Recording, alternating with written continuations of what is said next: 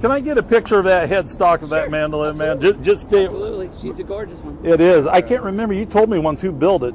His name is Mark Blewett. That's what the B on the headstock is.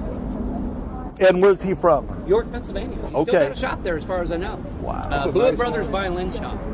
And he started off in the 80s. He built violins for the Baltimore Symphony players.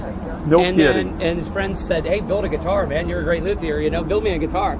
So he built a guitar. Then Wow. he built a mandolin, and just went up from there. Yeah. Now I understand that he's doing like varnish finishes, like they do on, real high dollar violins. That sounds familiar, man. Yeah, he's doing real high dollar stuff now. So he probably gets $10,000 an instrument now.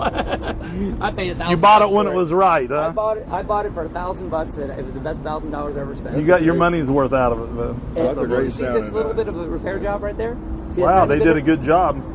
Yeah. 2 weeks ago, I got in an argument with an asshole on the street, and the Metro showed up, and I'm standing there talking to Metro with my hands like an idiot, and the strap let loose. Oh no. No. Bounced the mandolin right on the sidewalk. Headstock first. Cracked it all the way down to the binding, and the only thing holding this on was the binding. Bent one of the tuners, so I had to get a whole new set of tuners, and you got to replace both sides man. to do that. You had to have that repaired, so $120 out of pocket. Because you argued with a butthole. all because this bum came down and sat up on top of another musician, and I stood up for the other musician, and Metro started giving me shit for standing up for the other musician. Now, all I did was walk into Tatiana's and say, "You got a problem out here, you might want to call Metro." I didn't get in an argument with the guy. I wasn't arguing with him when Metro showed up. They had no complaint about me at all, and I didn't even call them. Yeah. And yet they come over, and when dude comes over, he runs over to Metro, starts blabbing and pointing at me like I caused the whole thing. And instead of asking me what my side was, the cop comes over and says, without getting into any long backstory, in as few words as possible, tell me what happened. Yeah. Well, right away, you don't want to hear what I have to say.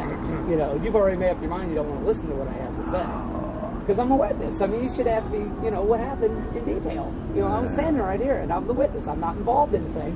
I'm the witness. Instead, he treats me like a suspect.